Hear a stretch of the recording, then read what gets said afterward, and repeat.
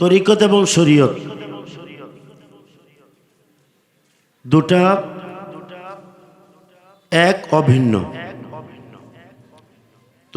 তরিকত এবং শরীয়ত কি এক অভিন্ন।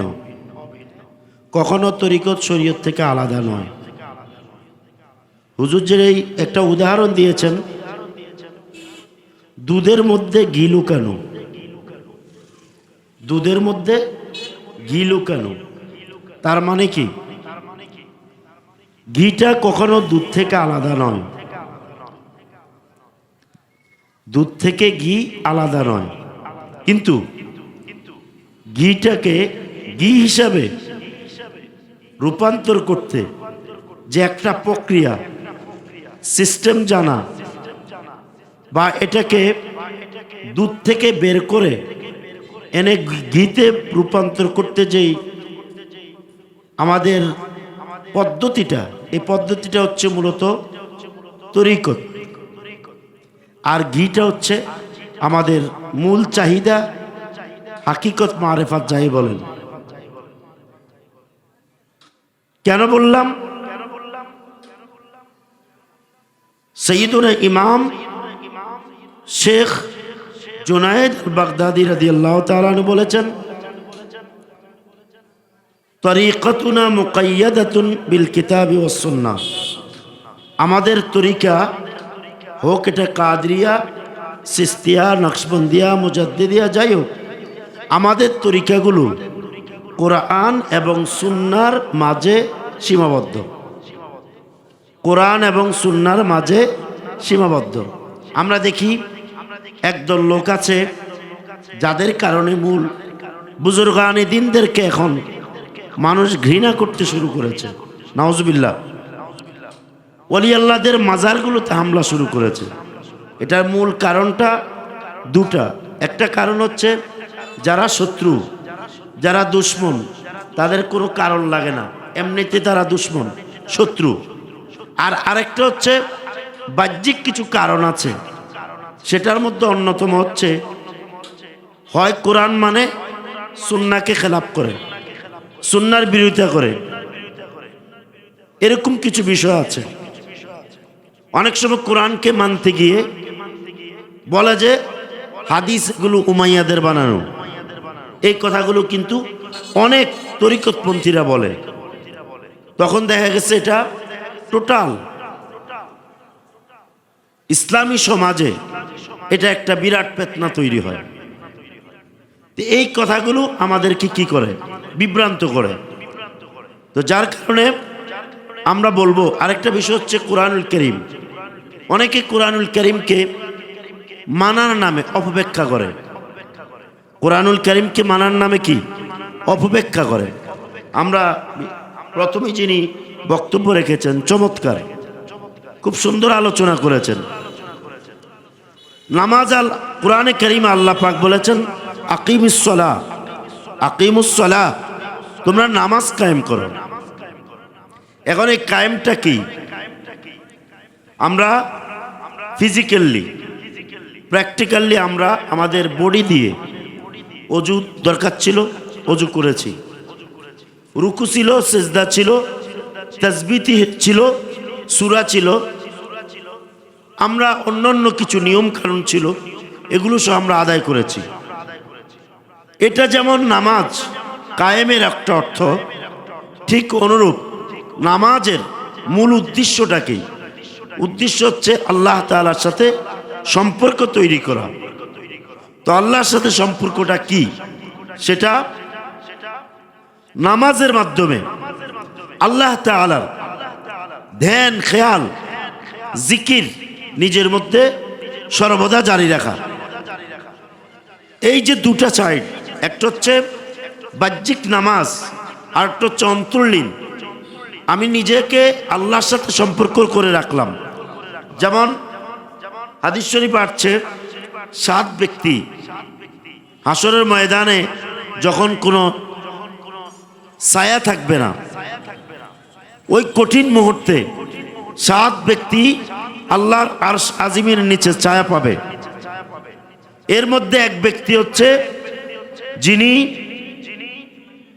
রাজুলুন মুতাআল্লিকুন ফিল মাসাজিদ, কালবুহু মুতাআল্লিকুন ফিল মাসাজিদ, এমন ব্যক্তি যার কালব মসজিদের সাথে লেগে থাকে। সুবহানাল্লাহ বলি। কিসের সাথে লেগে থাকে? মসজিদের সাথে। এটা দুইটা অর্থ। মসজিদ মানে সেজদার জায়গা, মসজিদ মানে যেখানে নামাজ বাস্তবায়নের জায়গা, ইকামতের জায়গা। এখন হৃদয়টা মসজিদের সাথে লেগে থাকা। আমরা যদি এটা দুই অর্থ করি, একটা হচ্ছে দুনিয়াবি হারে আমাদের যে জাহির সালাত, এটার জন্য আমাদের কন্টিনিউ মসজিদের সাথে আমাদের সম্পর্ক রাখা, আবার অন্তরটাকে, এই হৃদয়টাকে মূল হাকিকতে মসজিদ বানাইয়া আল্লাহর সাথে সম্পর্ক করে রাখা। দুইটাই তো এখানে শুদ্ধ। তো যেটা হৃদয়কে মসজিদ বানাইয়া আল্লাহর সাথে সম্পর্ক রাখবে, যেটা কালবের সেজদা, খেয়ালের সেজদা, নিজের সমস্ত অস্তিত্বের বিলীন হওয়ার সেজদা, যেই সেজদাটার নাম হচ্ছে, যেই সেজদার মাধ্যমে ফানা অর্জন হয়, ফানার পরে বাঁকা অর্জন হয়, ওই সেজদা যার মধ্যে আছে তিনি হাকিকতে নামাজি।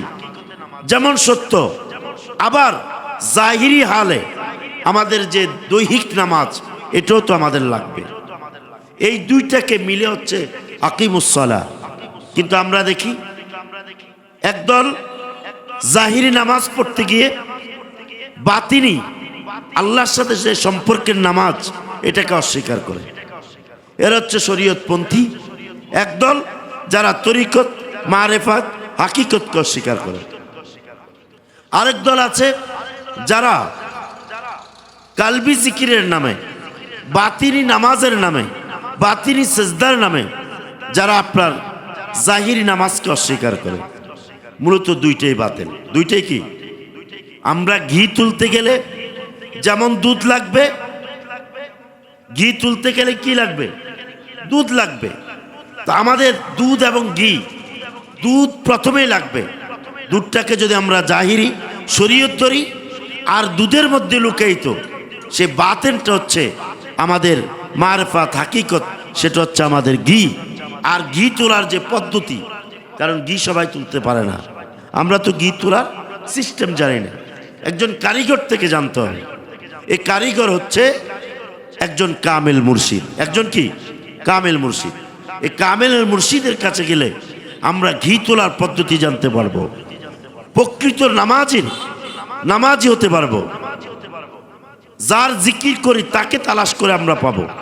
তো বলছিলাম এগুলো কোরআনে কারীম দ্বারা শুদ্ধ। যেমন আল্লাহ তাআলা বলেছেন, ইন্নাল্লাযীনা ইউবাইউনাকা, হে রাসূল, যারা আপনার কাছে বায়াত হয়েছে। খেয়াল করেন, আপনার কাছে বায়াত হয়েছে, তিনি কে? প্রশ্ন যদি রাখা হয়, তিনি কে?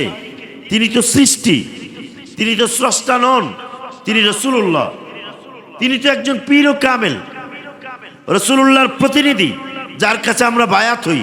অথচ আল্লাহ পাক বলছেন আপনার কাছে অথবা আপনার প্রতিনিধিদের কাছে যারা বায়াত হয়েছে, ইন্নামা ইউবাইউনাল্লাহ, তারা শুধুই আল্লাহর কাছে বায়াত হয়েছে। সুবহানাল্লাহ। এখানে পীরে কামেল বা রাসূল আকরাম, উনি আল্লাহ নন। উনি কি নন? আল্লাহ নন, কিন্তু আল্লাহ থেকে আলাদা নয়। সুবহানাল্লাহ। তাহলে দেখুন, রাসূলুল্লাহর কাছে বায়াত হওয়া, এটা যেমন আল্লাহর কাছে বায়াত, পীরে কামেলের কাছে বায়াত হওয়াটা আল্লাহর কাছে বায়াত। তাহলে কি বোঝা যায়? পীরে কামেল এবং রাসূলুল্লাহর মধ্যে কি আছে? আল্লাহ আছে। সুবহানাল্লাহ। ওনাদের মধ্যে কি আছে? আল্লাহ আছে। তো আল্লাহ আছে অর্থ এই নয় আল্লাহ প্রবেশ করে, বের হয়, আসা যাওয়া করে না, এটা না। এটাকে হুলুল বলে। এই হুলুলি আকীদা কুফরি আকীদা। বরং এখানে চমৎকারভাবে আমরা একটু ভিন্নভাবে বলবো। সেটা হচ্ছে কিভাবে আল্লাহ থাকেন। আলা বিযিক্রিল্লাহি তাতমাইন্নুল কুলুব। আল্লাহর মুমিনের কালবে অবস্থান হচ্ছে জিক্রুল্লাহ দ্বারা। জোরে কও সুবহানাল্লাহ। যখন মুমিন আল্লাহ জিকির দ্বারা আল্লাহর কাছাকাছি হয়ে যায়, তখন আল্লাহ তাআলার নূরানি তাজাল্লি দ্বারা তার অন্তর ভরে যায়। সুবহানাল্লাহ। আর নূরানি তাজাল্লি যখন কোনো বান্দার কালবে এসে যায়, তখন তিনি আল্লাহর সান্নিধ্য পান, আল্লাহর নিকটবর্তী হন। তখন আল্লাহ থেকে তাকে আলাদা করা যায় না। সুবহানাল্লাহ বলেন। আল্লাহ থেকে আলাদা করা যায় না। এর অর্থ কি? এর অর্থ হচ্ছে আল্লাহ পাক বলেন, ওয়ামা রামাইতা ইদ রামাইত ওয়ালাকিন্নাল্লাহ রামা। যুদ্ধের ময়দানে আল্লাহ নবীজি বালু নিক্ষেপ করেছেন। আল্লাহ পাক বলেন, ওয়ামা রামাইতা, আপনি নিক্ষেপ করেন নাই, নিক্ষেপ করেছে আল্লাহর হাবিব। আর আল্লাহ নিষেধ করলেন, আপনি করেন নাই। ইদ রামাইতা, যদিও আপনি নিক্ষেপ করেছেন বাহ্যিকভাবে, এটা মানুষ দেখেছে আপনি রাসূল করেছেন, ওয়ালাকিন্নাল্লাহ রামা, প্রকৃত অর্থে আপনি নিক্ষেপ করেন নাই, এটা আল্লাহই নিক্ষেপ করেছে। সুবহানাল্লাহ। এখানে রাসূল আল্লাহ নন, কিন্তু আল্লাহ থেকে রাসূলকে দূরে রাখেন নাই, কাছে নিয়েছেন। কেমনে? যে হাত আপনি রাসূলের, কিন্তু হাতের মধ্যে নিক্ষেপ করার যে শক্তিটা, নূরানি একটা পাওয়ারটা, এটা আমি আল্লাহ। সুবহানাল্লাহ। তো হাতটা বাহ্যিকভাবে মানুষ দেখেছে, এই কারণে রাসূলুল্লাহকে বলেছে উনি আল্লাহ রাসূল নিক্ষেপ করেছে। কারণ হাতটা কার? রাসূলের। হাতটা পীরের, এই জন্য পীরের হাত বলেছে। কিন্তু যখনই বায়াত হয়ে যায়, তখন আল্লাহ পাক বলে ইন্নামা ইউবাইউন আল্লাহ। যখনই পীরের টাচ পেয়ে যায়, তখন আল্লাহ তাআলা বলে ওয়ালাকিন্নাল্লাহ রামা। এটা আর কোনো ব্যক্তির হাত নয়, এটা এই হাতের মধ্যে, এই হাতের মধ্যে আল্লাহর খোদাই তাজাল্লি প্রকাশ। বলেন না সুবহানাল্লাহ। বুখারী শরীফের কিতাবুর রিকাকের মধ্যে বিস্তর বর্ণনা আছে। যখন আল্লাহর ওলি হয়ে যায়, ফরজ ইবাদতের পাশাপাশি নফল ইবাদত দ্বারা যখন আল্লাহর নিকটবর্তী হয়ে যায়, তখন আল্লাহ পাক বলে ইদা আহবাবতুহু, যখন আমি তাকে ভালোবেসে ফেলি, কুনতু সামাআহু, আমি তার কান হয়ে যাই। সুবহানাল্লাহ। বিয়াল্লাযী ইয়াসমা, যে কান দ্বারা তিনি শুনেন। বাসারা, আমি তার চোখ হয়ে যাই। বিয়াল্লাযী ইয়াবসুর, যেটা দ্বারা তিনি কি দেখেন। আমি তার হাত হয়ে যাই, যে হাত দ্বারা ধরেন। আমি তার পা হয়ে যাই, যে পা দ্বারা তিনি চলেন। সুবহানাল্লাহ। অথচ হাত, পা ও চোখ এগুলো আল্লাহ দাবি করছে, আল্লাহ দাবি করছে। এটা হাদিসে কুদসি, আল্লাহ দাবি করছেন আমি হয়ে যাই। সুবহানাল্লাহ। আল্লাহ দাবি করছেন বন্ধুর হাত আল্লাহ হয়ে যায়। অথচ আল্লাহ লা শারীকা লাহু, লা শারীকা লাহু, লাইসা কামিসলিহি শাইউন, আল্লাহ কোনো কিছুর মতো নয়। অথচ আল্লাহ এখানে মতো দাবি করছেন, আমি আমার বন্ধুর হাত হয়ে যাই, পা হয়ে যাই, চোখ হয়ে যাই, কান হয়ে যাই। সুবহানাল্লাহ। এটা দাবি করার পরও যেমন ভাবে শিরক নয়, দাবি করছেন কে, কিন্তু আমরা দাবি করতে পারবো না। চমৎকার পার্থক্য এটা। আল্লাহ দাবি করছেন, আমরা দাবি করতে পারবো না, আমরা ব্যাখ্যা দিতে হবে। তো আল্লাহ দাবি করাতে আল্লাহর এটা কি, আল্লাহর ওয়াহদানিয়ত নষ্ট হয় নাই, আল্লাহর শরীক সাব্যস্ত হয় নাই। যেইভাবে ঠিক আমাদেরকে বুঝতে হবে আল্লাহর ওয়ালিরা এভাবে আল্লাহর সাথে তাদের সম্পর্ক, আল্লাহ থেকে তাদেরকে আলাদা করা যায় না। জোরে কোন সুবহানাল্লাহ। এটাকে বলা হয় আইনুল জাম, মাকামে জাম। আইনুল জাম, মাকামে জাম যিনি না বুঝেন তিনি কামেল না, তিনি কি না, তেনার দ্বারা অনেক কিছু সম্ভব। অনেক বক্তব্য উনি শিরক বলবেন যদি হন তিনি পীর, অনেক বক্তব্যকে তিনি কুফরি বলবেন যদি হন তিনি পীর। কারণ আইনুল জাম তিনি বুঝেন না, মাকামে জাম বুঝেন না। আইনুল জাম এবং মাকামে জাম হচ্ছে স্রষ্টা এবং সৃষ্টি দুই আলাদা হওয়ার পরও কিছু কিছু কাজে সম্বন্ধ তাদের এমন হয় যে দুইটা এক বুঝায়। বলেন না সুবহানাল্লাহ। তাই আজকে আমি বলবো তরিকত এবং শরীয়ত দুটা এক অভিন্ন, দুটা এক অভিন্ন। যারা তরিকতের নামে বাতুলতার চর্চা করে, বাজে কথা বলে, কোরআনকে হয় বাদ দে নতুবা সুন্নাহকে বাদ দে, এই দুই দলকে বর্জন করতে হবে। আমরা আমাদের পূর্ববর্তী বুজুর্গানে দিন শেখ আব্দুল কাদের জিলানী, জুনায়েদ বাগদাদি, বাইজিদ বুস্তামি, এভাবে যারা ছিলেন, খাজা গরিবে নওয়াজ যারা ছিলেন, মুজাদ্দিদ আল ফিসানি, তাদের কিতাবগুলো, মূল কিতাবগুলো আমরা চর্চা করব। এরপরে এসে বর্তমান জামানার এই সমস্ত কিতাবের দরকার নাই, আমরা সেগুলোকে ফলো করব। যদি এসব কিতাব পড়ার কারণে কোনো দ্বন্দ্ব হয়, আমরা তাদের মূল কিতাবে ফিরে যাব, তাহলে আমরা আর দ্বন্দ্ব হবে না। তাহলে আমাদের সঠিক পর্যায়ে তাসাউফ হবে। আমরা তাদের চেয়ে বড় হতে পারবো না, এটা বিশ্বাস রাখেন। যদি তাদের মতো না হতে পারি, কিন্তু তাদের সত্যিকার আশেক গোলাম হয়ে নূর পাবো যদি তাদের কিতাবে অনুসরণ করি। এর বাইরে যদি মত দেন তাহলে আপনি বিভ্রান্ত হবেন, তাদের কিছুই হবে না।